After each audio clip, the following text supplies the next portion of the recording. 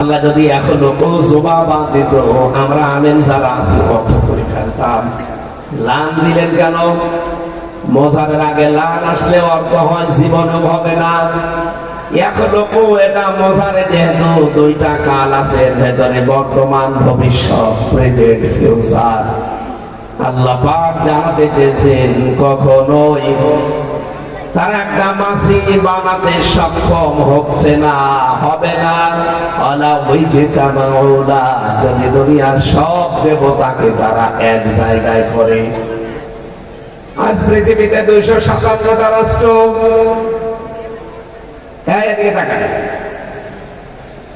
57টা মুসলমান রাষ্ট্র, বাকিগুলো সব অন্য জাতির লোকেরা বাস করে। আমার বিশ্বাস পৃথিবীতে এই যে 810 কোটির উপরে এখন আমরা মানুষ, মাত্র 175 কোটি আমরা মুসলিম, বাকিগুলো তো সব এক বাক্যে কাফের, অমুসলিম। বলেন তো, এই সমস্ত মানুষেরা যাদের কাছে মাথা মতো করে, ইবাদত করে, যাদের আইন মানে, তাদেরকেও কিন্তু তারা খোদার মতো মনে করে তাদের আইন মানে। আপনি আমেরিকায় যান, চীনে যান, জাপানে যান, রাশিয়ায় যান, পৃথিবীতে যেখানে যাবেন, যারা আল্লাহর আইন বাদ দিয়ে অন্য কারো আইন মানে, আমরা যেমন আল্লাহকে সম্মান, শ্রদ্ধা, মর্যাদা দিয়ে তার আইন মানতে চাই, ওরাও আব্রাহাম লিঙ্কনের বানানো আইন ওইভাবেই মানতে চায়। ওরাও তাদেরকে খোদাই মনে করে। আল্লাহ পাক বলেন, ওদের সবাইকে যদি এক জায়গায় করে একটা মাসি বানাতে চেষ্টা করে, কিয়ামত পর্যন্ত তারা বানাতে পারছে না, পারবেও না। 1500 বছর হয়ে গেল এই চ্যালেঞ্জের মোকাবেলা আজ পর্যন্ত কেউ করতে। আরো ধরে বলেন,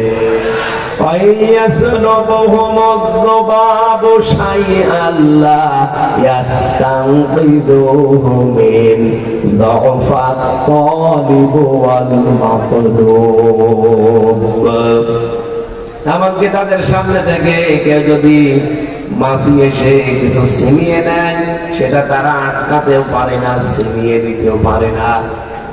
কতই না দুর্বল যাদেরকে ডাকা হয় এবং সে ডাক দেয়। স্যার আমারে বলছেন 50 বারের উপরে আজটা পড়েছি, যেবারই পড়ি চিন্তা করি আমার এখন প্রায় 53 বছর বয়স। আমি কি করলাম? সারাটা জীবন এদেরকে আমি নিজের হাতে বানিয়েছি, বাঁশ দিয়ে, খড়কোটা দিয়ে, নিজে রংচং করেছি, নিজে 8টা 10টা হাত বানিয়েছি, 2টা পা বানিয়েছি। আমারও পা 2টা, আমার হাত 2টা, আমি ধরতে পারি, হাঁটতে পারি। এদের পা 2টা, হাত 10টা, দাঁড়াতেও পারে না, ধরতেও পারে না, বাঁশ দেওয়া লাগে। জায়গা মতো বাঁশ দিয়ে খাড়া করে রাখা লাগে। ভাবনাতে অন্য ধর্মের যারা আছেন, আপনি মন খারাপ করবেন না, বাস্তবতা এটা। আপনাদের জাতি ভাই আমাকে শোনাচ্ছিল যে আমি নিজে বানালাম, কিন্তু দাঁড়াতে পারে না, ধরতে পারে না। আমার 2টা হাত দিয়ে আমি ধরি, তাদের 10টা হাত দিয়ে তারা ধরতে পারে না। কেন? আমি, আমার বিবেকটা কাজ করে না। যতবার পড়ি ততবার নাড়া দেয়। শেষ পর্যন্ত দেখলাম আর দেরি করা ঠিক হবে না, কুষ্টিয়াতে যেতে দেরি হয়ে যাবে। আমার ইমাম সাহেবের কাছে আমি অলরেডি মুসলমান হয়ে গেছি। এমন সম্মোহন শক্তি কোরআনের ভেতরে আল্লাহ দিয়ে পাঠিয়েছেন। এটা যাতে রেকর্ড হচ্ছে, সারা পৃথিবীর সব মানুষদেরকে দাওয়াত দিলাম, আসেন। মুসলমানদেরকেও দাওয়াত দেই, কারণ অনেক মুসলমান জানার পরও না জানার ভান করে আছে। আর অনেক মুসলমান জেনে শুনে বুঝে কোরআনের বিরোধিতায় লিপ্ত আছে, পাবনাতে নেই। বলেন বলেন। সূরা আনামের 34-35 নম্বর আয়াতের তাফসীর পড়ছিলাম। এখানে নড়াচড়া করেন, হ্যাঁ, এখানে বারবার ডিস্টার্ব করছে কারা? এখানে আসতে যাবে না ভাই, তাড়াতাড়ি বসো, তাড়াতাড়ি বসো। পাবনাবাসী একটু দেখেন তো এর সাথে বাংলাদেশে কারো জীবন মেলে কিনা। আমার মনে হয় অনেকের জীবন মিলবে। পাবনাতে হয়তো এখন আর নেই, তারপরও সামনে আসতে পারে। দেখেন আমি বলি আগে, قد نعلم إنه ليحزنك الذي يقولون فإنهم لا يكذبونك ولكن الظالمين بآيات الله يجحدون الله أكبر। রব্বুল আলামিন বলেন, হে নবী আমি জানি ওরা যা আপনার সম্পর্কে বলে কথায় আপনার কষ্ট হয়, ওরা আপনাকে পাগল বলে, জাদুকর বলে, কবি বলে, গলব বলে, ওটাতে কষ্ট পান আমি জানি। কিন্তু আশ্চর্যের বিষয় ওয়ালাকিন্নাজ যালিমিনা বিআয়াতিল্লাহি ইয়াজহাদুন, এই জালেমরা আমার আয়াতগুলো অস্বীকার করে চলছে। লা ইউকাল্লিবুনাকা, ওরা কিন্তু আপনাকে আজ পর্যন্ত মিথ্যাবাদী বলতে পারে নাই। আয়াতটা পড়ার পরে আমার একটা বিষয়, এই দেশ সম্পর্কে সেন্স এসেছে। আজ 83 বছরে একামতে দিন এই বাংলাদেশে কায়েম করার জন্য যারা চেষ্টা চালাচ্ছে, আপনি দেখেন তাদেরকে বিভিন্ন দোষ হয়তো এদেশের বহু মানুষ দেশি বিদেশি ভাবে দিয়েছে, কিন্তু আজ পর্যন্ত কেউ বলতে পারে না যে এরা সাদাবাজ। আপনি বলেন, আজ পর্যন্ত কেউ বলতে পারে না যে এরা ধর্ষক। হ্যাঁ, বানানো মিথ্যা মামলা দিয়ে টেকে নাই। এই কথা বলে না কেন? শুধু বাংলাদেশ এখন না, সারা পৃথিবীর মানুষ এখন জানে একামতের দিন বাংলাদেশে যারা কায়েম করতে চায় তারা আর যাই হোক সাদাবাজি করে না। আমার কুষ্টিয়াতে বহু মানুষ এখন অলরেডি জোর বেঁধে ফেলেছে যে বিশ্বাস করি আপনাদের জীবনে সাদাবাজির মতো অপরাধ নেই, এই জন্য রায় যদি দেওয়া লাগে, সাক্ষী যদি দেওয়া লাগে, আপনাদেরকেই দেব। কিন্তু যে মানুষগুলো এখনো জেনে শুনে বুঝে বিরোধিতা করছেন তাদেরকে বলছি, আখনাস ইবনে শুরাইক আয়াতের শানে নজুলে পাবেন। এই লোকটা একদিন গোপন ঘরে আবু জেহেলকে জিজ্ঞাসা করছে, নেতা আব্দুল্লাহর বেটা মুহাম্মদ সাল্লাল্লাহু আলাইহি সাল্লাম, এই লোকটা যে কথাগুলো বলে কেমন মনে হয় আপনার কাছে? আবু জেহেল বলছে, আশপাশে কেউ নেই তো? বলছে কেউ নেই, কথাগুলো যা বলে সব সঠিক কথা। আবু জেহেল একদিন একটা কথা বলেছিল, আমি যদি একটু সুর করে বলি আপনারও মনে হবে এটা কোরআনের আয়াত অথবা হাদিস। আবু জেহেল বলেছে, মাওলা আবু জেহেল, আবু জাহাল, লাইসা হাদা কালামুল বাশার, এটা কোরআনের আয়াত না? এটা আবু জেহেলের কথা। ওর বন্ধু আখনাস ইবনে শুরাইককে ডাক দিয়ে বলছে, বেটা মুহাম্মদ যেটা বলে এটা ওর কথা না, এটা মানুষের কথা না, এটা আসমান থেকে আসে। ওই সময় সঙ্গে সঙ্গে আখনাস বলেছিল, কি বললেন আপনি? আপনি যদি বিশ্বাসই করেন যে মুহাম্মদের কথা এটা না আসমান থেকে আসে, সত্য কথা, আপনি মানেন না কেন? মানুষদেরকে আপনি মানতে দেন না। আবু জেহেল ওই দিন বলেছিল, এই কারণে তুই কর্মী আর আমি নেতা। ওর কথা যদি আমি সব মেনে নেই তাহলে আমার চেয়ার থাকে। আমি তো এই কারণে মানি না, মানলে আমার চেয়ার থাকবে না। জনগণকেও আমি মানতে দেই না, কারণ জনগণ মেনে নিলে আমার চেয়ার রাখবে না। আবু জেহেল যে বিরোধিতা করেছিল না বুঝে না জেনে, কথা বলে না কেন? বুঝে শুনে জেনে। আমার মনে হয় পাবনাতে বহু আবু জেহেল পাবেন, তারা জেনে শুনে বুঝে কোরআনওয়ালাদের সাথে বিরোধিতা করে। ওরা নিজেরাও জানে আমির হামজা জীবনে কোরআন হাতে নিয়ে মিথ্যা কথা বলতে পারবে না। ওরা নিজেরা বিশ্বাস করে, নিজেদের ভেতরে আলাপ আলোচনায় যখন বসে কথা ওরা বলে আমার নিজের কানে শোনা, কারণ ওদের নিজেদের দলের লোক রেকর্ড করে এসে আমার শুনিয়েছে, এই দেখেন নেতা কি বলে। কিন্তু না, বলছে এগুলো মানুষ যদি জানে তাহলে আমাদের যে আদর্শ, এটা তো বস্তা পচা আদর্শ, এই আদর্শ চলবে না ওদের কাছে। ওরা যাকে আদর্শ মানে তিনি পৃথিবীর শ্রেষ্ঠ মানুষ, তারাও বিশ্বাস করে।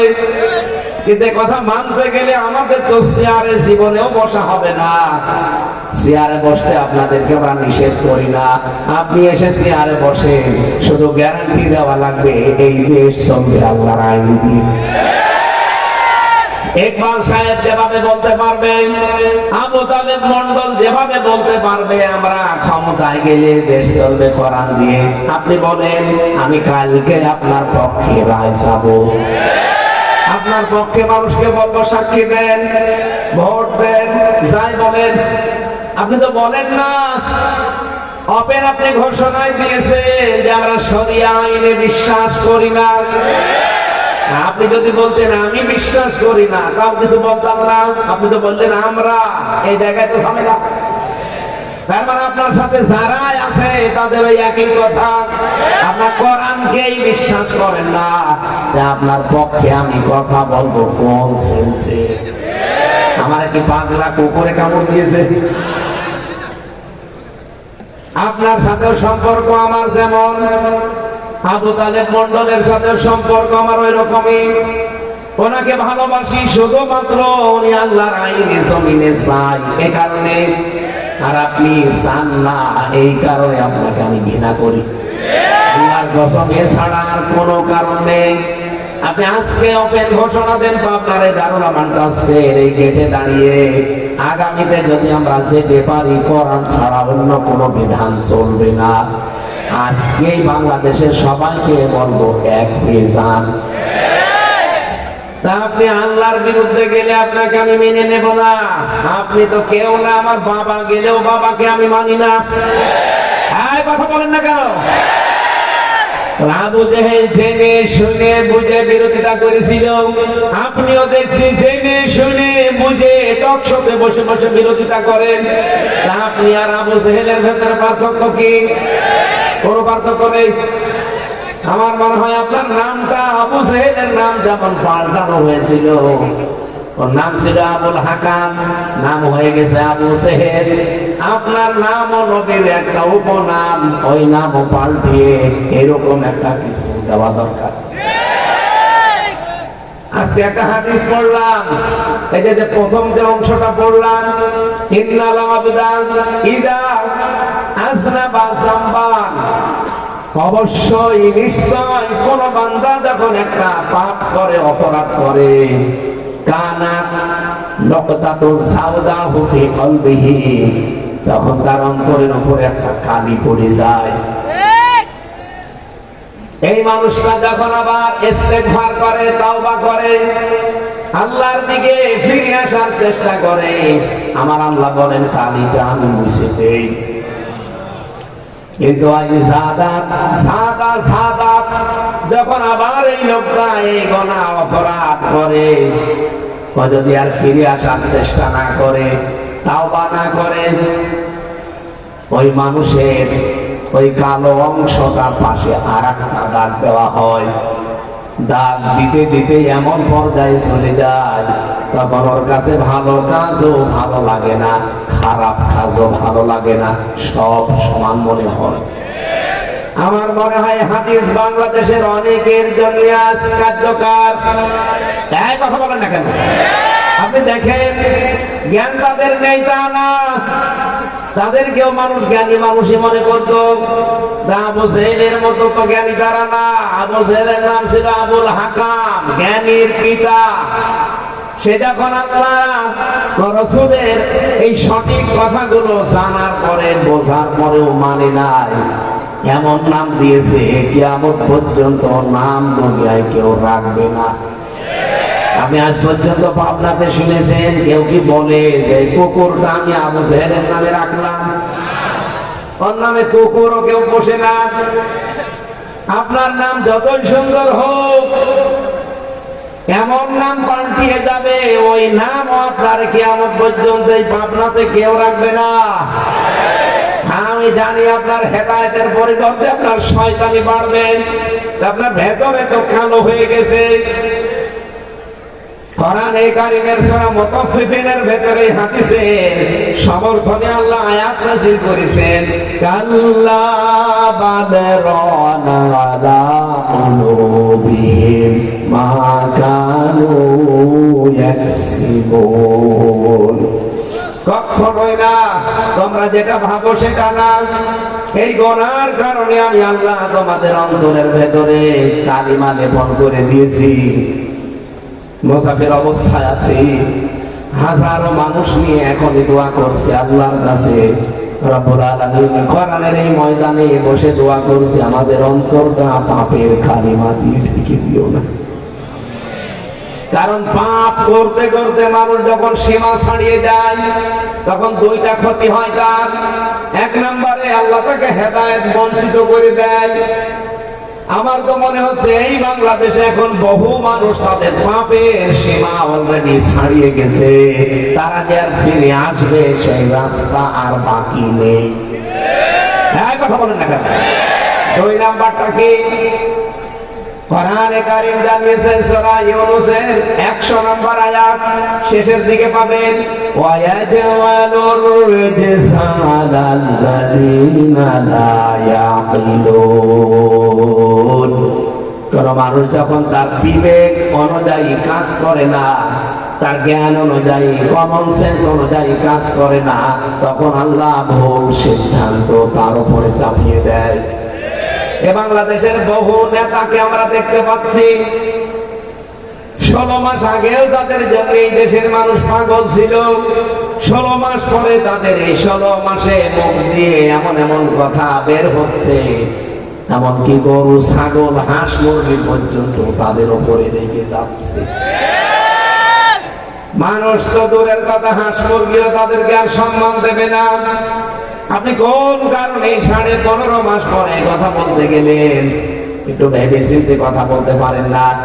আপনি নিজেও কিন্তু 1.5 বছর 2 বছর আগে এই মাজলুম মানুষদের পক্ষে কথা বলতেন। হ্যাঁ, কথা বলেন না কেন? 5 বছর আগে এই মাজলুম মানুষদের পক্ষে দাঁড়িয়ে আপনি নিজে কথা বলতেন। হঠাৎ আপনাকে কিসে কামড় দিয়েছে বলেন তো? পাগলা কোথায়? ঠিকই বলছি, পাগলা কুকুরে কামড় না দিলে তো। আমি কুষ্টিয়া সেদিন বলেছিলাম, এরকম কামড় যাদের দিয়েছে বাংলাদেশে আমরা দেখি, কুকুরে কামড় দিলে আগে তো 14টা ইনজেকশন দিত নাভিতে, এখন শুনলাম 6টা। আমার মনে হয় এরকম কামড় যাদের দিয়েছে তাদের এখন ইনজেকশন দেওয়া দরকার। আপনার বিবেক কিন্তু মরে গেছে। আকল যখন কাজ করে না, আপনার বিবেক যখন কাজ করে না, তখন ভুল সিদ্ধান্ত আল্লাহ একটার পরে একটা চাপিয়ে দেয়। আমি আশা করব আপনার বিবেককে আপনি জাগ্রত করেন, আগামীতে যেন বিবেকের উপরে আল্লাহ সেদ ফিরে না দেয়। যদি একবার এরকম কোন সিদ্ধান্ত আল্লাহ নিয়ে নেয়, আপনি দুনিয়াতে ক্ষমতা দিয়ে কি করবেন? আনায় থাকেন 50 বছর, এরপরে তো আপনার মরা লাগবে। এক কথা বলেন না কেন? এই আবেগপূর্ণ কথাটাও যদি আপনার হৃদয়ে না লাগে, আমি দরদ নিয়ে বলছি আপনার জন্য, 50 বছর না 100 বছর আপনাকে আমি চেয়ারে বসিয়ে রাখলাম, থাকেন, কি করবেন? হ্যাঁ, ক্ষমতা দেখাবেন দুনিয়ায়, টাকা পয়সা কামাই করবেন, ছেলে মেয়ে জন্মাবেন, ঠিক মরা লাগবে। আরো জোরে বলেন, মরে গেলে কি হবে আপনি টের পাচ্ছেন? আপনাদের আগে নিজেও পড়াশোনা করেছেন যে মরে গেলে কি হবে আমার।